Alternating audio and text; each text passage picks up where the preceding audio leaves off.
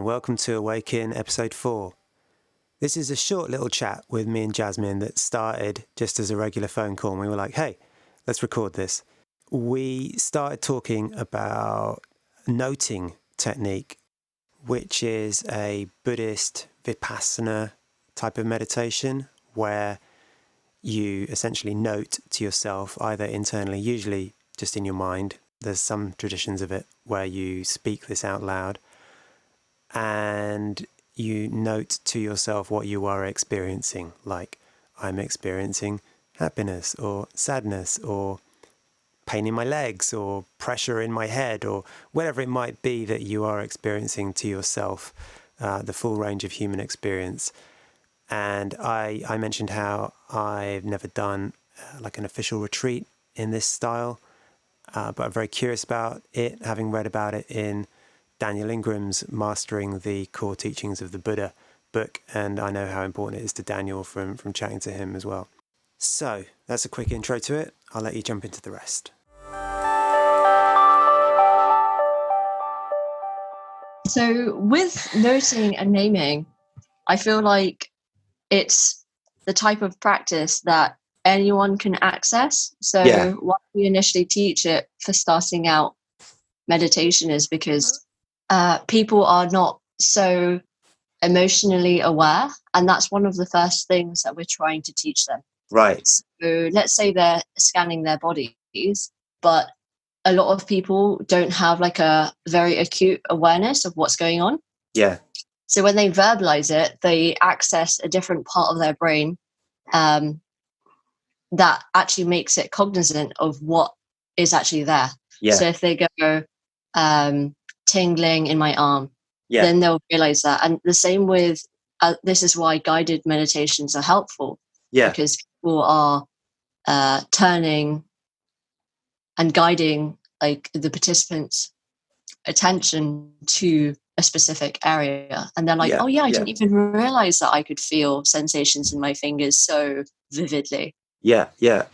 And that also lends to us to why some people are better facilitators when they have greater emotional awareness and noting. Yeah. Or who have done a noting practice already. Yeah. And then for like more advanced, you will just be able to note, as in MCBT, when Daniel speaks about noting like 40 sensations in one go, like at some higher levels. Every second. And what's interesting about that is like when he says when noting becomes like a stagnation of a thing, because our brains we can't verbalize it as quickly as it's happening. Mm-hmm. So I feel like after a certain point, it becomes hand in hand, where the silent observer is able to just note without verbally noting or mentally noting. Absolutely. So that's interesting. It's almost like all kinds of meditation in that realm. It kind of all point at the same place. Like after a while, if you are like body scanning on a Goenka course, or you're noting on a Sayadaw course, you're going to end up in a very similar place. In terms of what aspect? In terms of observing the kind of pulsing nature of reality as it happens. Right. You know, they're both going to emphasize equanimity and observation and, you know, acceptance. I haven't done a Sayadaw course, but that's my assumption. I would be curious to bring on or like speak to others who have done advanced courses in many other traditions and lineages, as well as even in like yoga. Yeah. Because I'm not so sure that it's felt in the same way. Maybe it is, but I'm not so certain. Yeah. I feel like the reality of one's body, like for example, let's say in yoga you might have greater awareness of the body, but not necessarily be feeling the same kind of intensity of vibrations, because let's say in like a Vipassana practice, you're really trying to hone and heighten your attention. So you're like constantly sharpening the sword of emotional awareness. Yeah. In like a very sensate, like particulate level.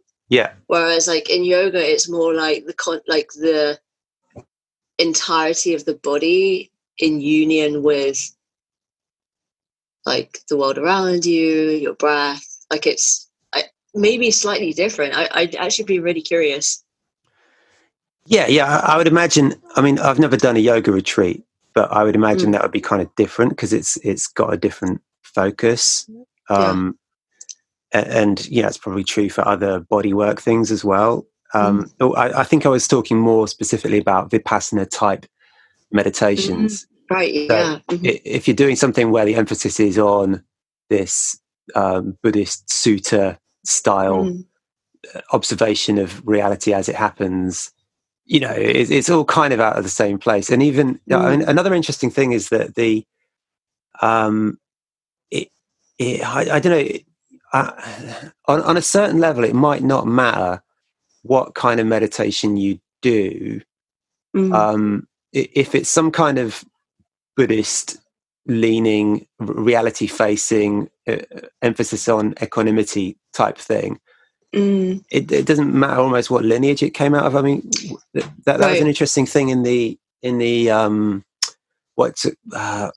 Altered Traits book.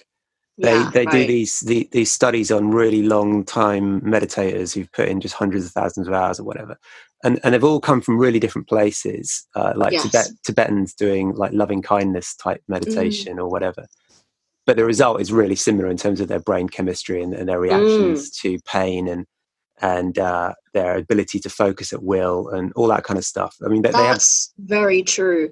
What's interesting about that, the slight difference was only in the competency of what they were specifically looking at, though. Yeah, so they could turn on, some of them could turn on loving kindness like that, and others could turn on ultra focus like that. And it was a different kind of emphasis, but it kind of gave them similar superpowers in a way. Yes. Although when they did that, they were not able to like cross, like, so the person who had been practicing loving kindness forever couldn't really focus in the same way that they wanted, like they thought. So like that's key also to note. Like one of the findings in that book was just how different meditations equate to different results as well. Like for example, if you do loving kindness, you're actually developing compassion and emotional awareness, whereas if you're developing focus, you might be developing more inner calm, and it might be resilience tied to that. Yeah, totally. Yeah, it's a fascinating area for sure. And I wonder, I mean, getting back to what we were talking about on the limits of meditation as well, I think that's really interesting area, and how, when I first came across all this stuff and kind of the way Goenka talks about it, is it's almost like if you could just do that, it would solve all your problems forever. And then like you see, I was digging into, whilst I was living in Japan, I was reading into the history of the war there. And they had Zen Masters egging on the troops, basically. These were people who had put in who knows how many thousands of hours of meditation, who are absolutely top of their game in that lineage, and probably about as enlightened as anyone. And yet their sort of cultural conditioning was untouched by that. And they were very much like behind the war effort and saw it as a great thing that troops were going out and conquering China and conquering the whole freaking Asia. So on that aspect as well, it's really interesting. It's a mental phenomena in some ways, and it might not touch these other things, these bigger picture things. Yeah.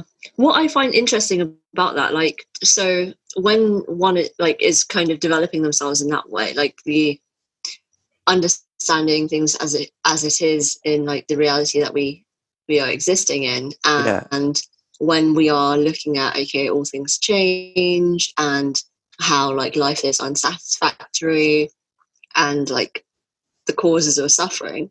I feel like even though you like maybe to like high forms of when they might be practicing, it doesn't always take into account maybe lineages where maybe loving kindness is the main emphasis. Perhaps, because humans are flawed in themselves, right? Like, just because you understand those things doesn't necessarily equate to you being an ultra compassionate person who is against war. I don't know, and that's a really interesting question. It'd be good to get a Tibetan master on, or someone who knew one, and get their impression on it. And I'm also wondering about like when people speak of those who practice, who necessarily like in a lot of like Buddhist teachings, when they say like just because someone's following this, like let's say monks who are this might actually sound like maybe very controversial what I'm going to say, by the way. Go for it. But when people who are practicing something for their entire lives but actually aren't really practicing because they're not actually understanding, but they're just following, so they're not really getting to the true nature, but it's like just a different conditioning that they are trapped in. It's very interesting. I mean, my current feeling about it, my current take on it from reading around, I've been reading a great book by Bill Hamilton actually, who was one of Daniel Ingram's big influences. I hope I've got that name right. I'll correct it. Yes, it is Bill Hamilton. Yeah, that's the guy.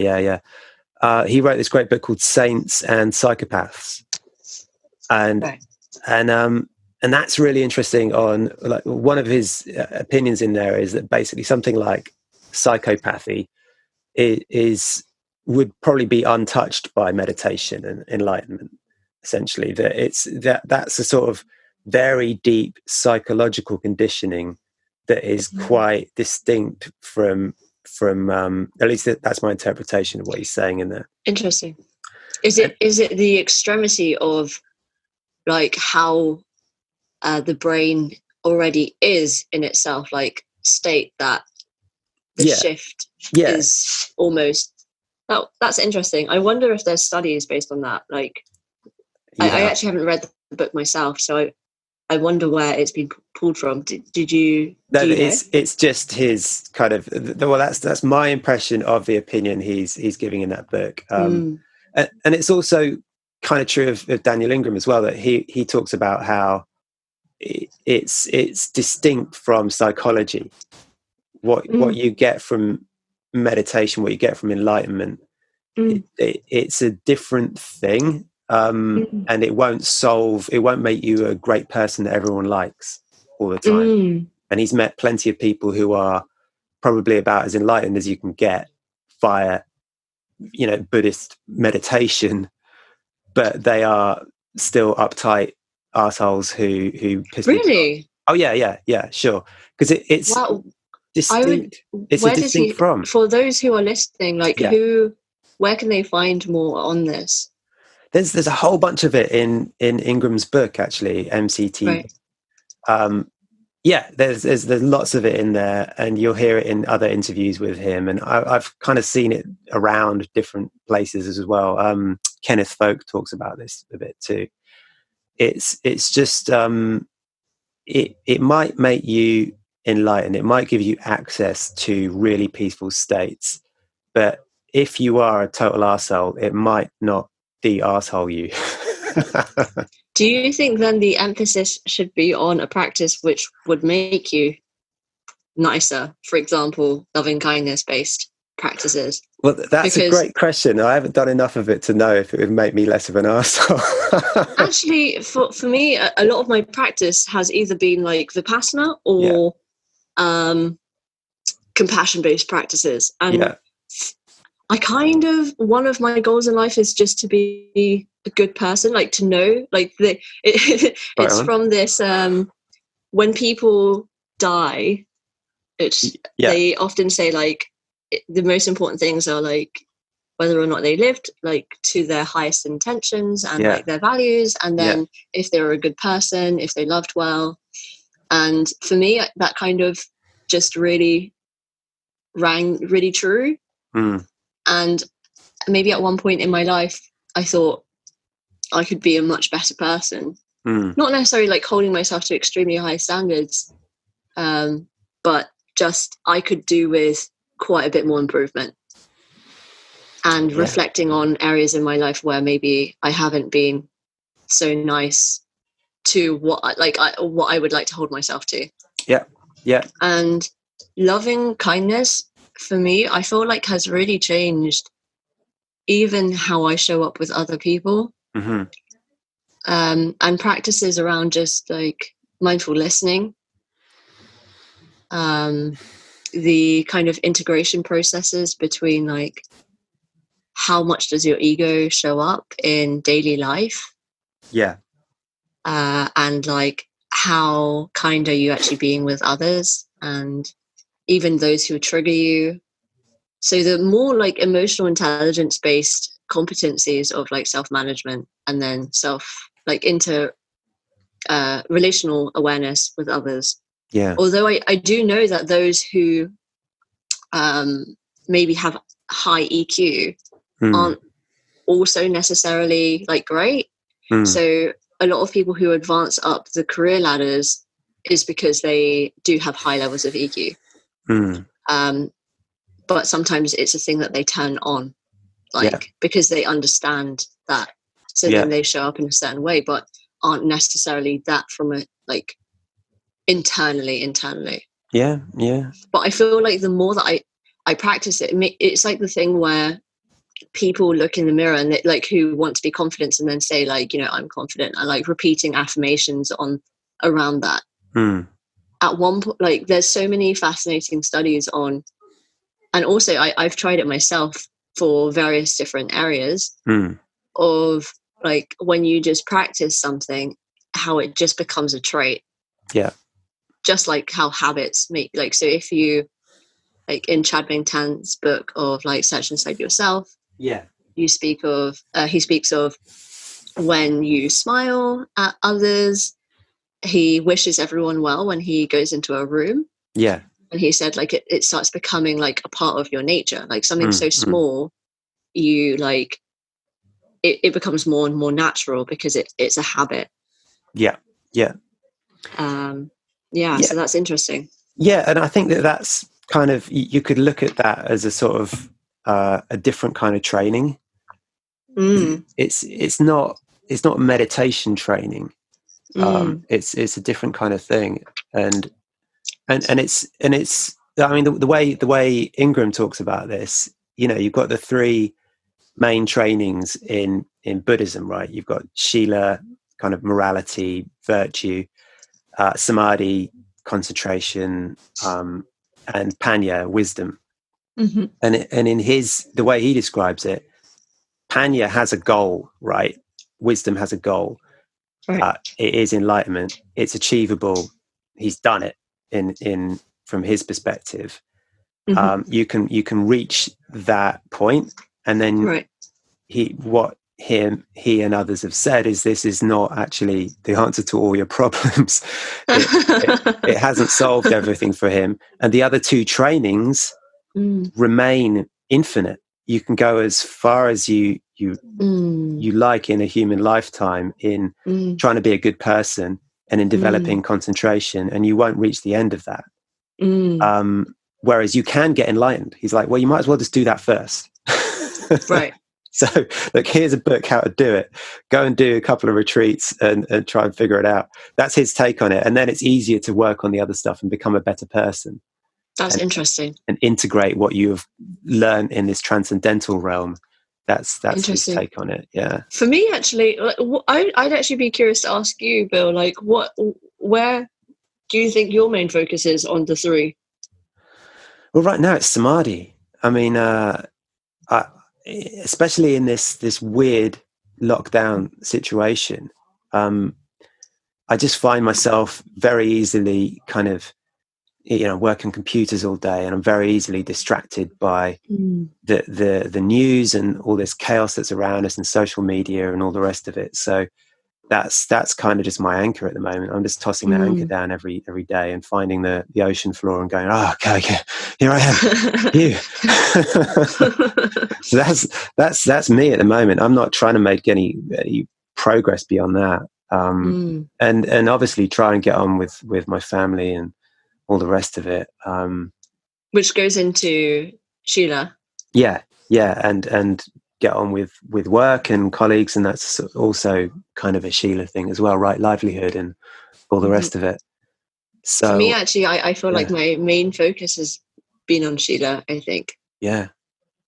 I'm not sure if it's so important for me to get enlightened. Well, there's many different schools of thought on that, right? Some whole schools of Buddhism are basically dedicated to Sheila, to the training in morality and virtue. That I was chatting to the people from the what do they call themselves? They used to call themselves the Friends of the Western Buddhist Order. Basically, the London Buddhist Centre people, right? And their emphasis is entirely on Sheila, and that's also true in some other. I think I forget the particular schools, but there's the whole schools of Buddhism who say, I think Pure Land Buddhism they call it, and they're like, well, it's basically impossible to get enlightened in this lifetime, but if you're really good here, then you might get reborn in a Pure Land one day. Right. And then it's quite easy. So just try and be a really good person here, and then one day maybe you can get enlightened. So I mean, even with that, like I feel like that's such a long time away. I know that in my family, they kind of have that thought. Like my uncle's very much like that. He said, "Don't think that you're special more than anyone else. Don't think that you're going to get enlightened." Because you're probably not. Yeah. He just says, like, we're just average people, Jasmine. And then he goes, like, don't expect to. And for me, I feel like I couldn't just focus on Sheila for the thought or something so far away from me as what it seems. Yeah. For me, it's purely based on the moment to moment basis of how do I manage myself? And how can I just be happy now? And does it really even matter in the next life if I'm like, I don't know, like I feel like it's just too far away. And maybe for some people who are much longer term, like able to think, that could be useful. But I feel like for the majority, especially in our age where concentration and focus is so short-sighted, I feel like that's almost asking too much. Yeah, it's certainly not my take on it. I mean, and it's not really it's not the Buddha's take on it either in the oldest suttas. Well, we all know they're not the words of the Buddha, but the oldest Buddhist tradition is very clear that you can get enlightened, and that people around the Buddha were doing so all the time. And actually explain more about this, because when you first were speaking to me on it, I was fascinated. So I'm sure people would love to hear this, for those who don't know. Oh, I mean, I don't know the scriptures that well. There's a very famous story, and I forget the guy's name, but I can look it up later, of a guy who came to the Buddha and was like, look, he'd been doing all these practices his whole life. He was a very sort of advanced spiritual kind of guy, but he hadn't got enlightened, and he came to the Buddha. He found him, he was just about to go on his like alms round or something. He's like, Buddha, come on, you got to hit me up, man. Like, teach me this meditation stuff. Teach me your enlightenment thing.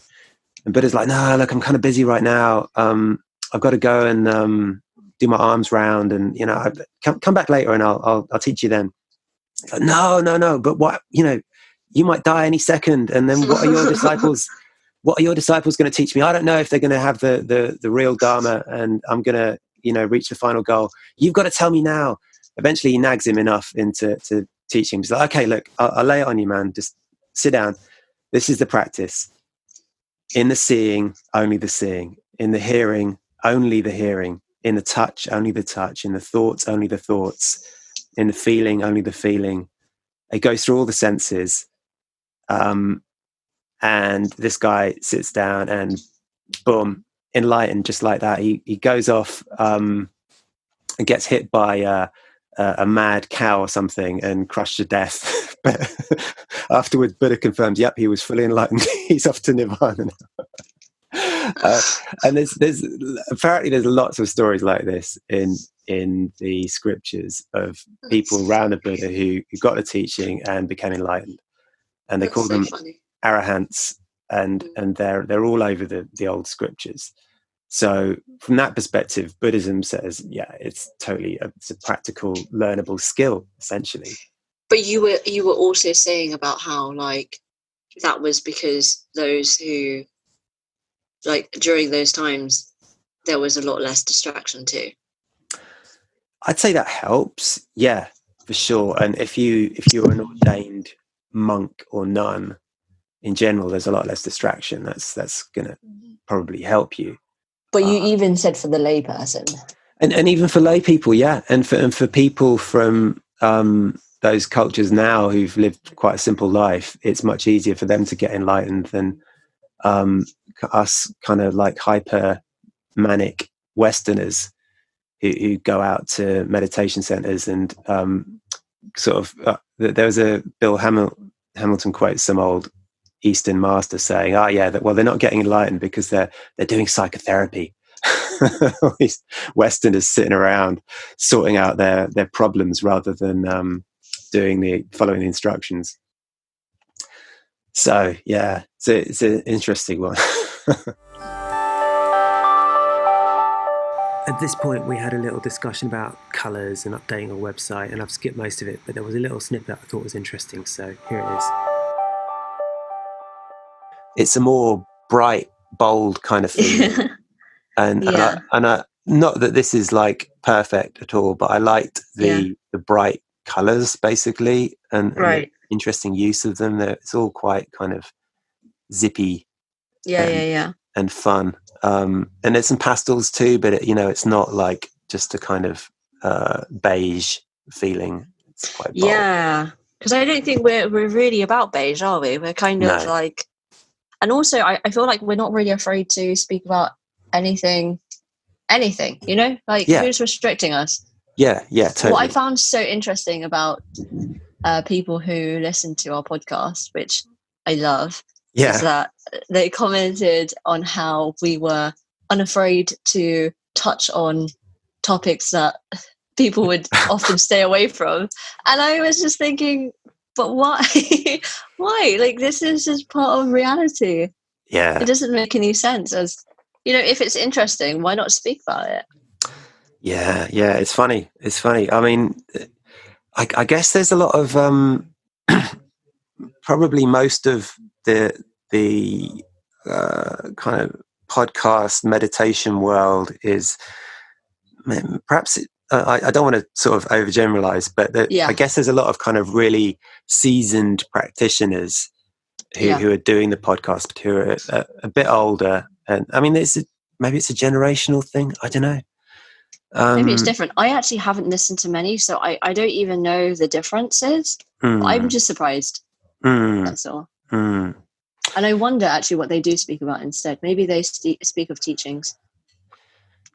Yeah, there's a lot of kind of metaphysics and I don't know, like there's a lot that, to be honest, doesn't interest me. It doesn't grab me a lot. I'm very interested in just being really frank about meditation and what's really going on.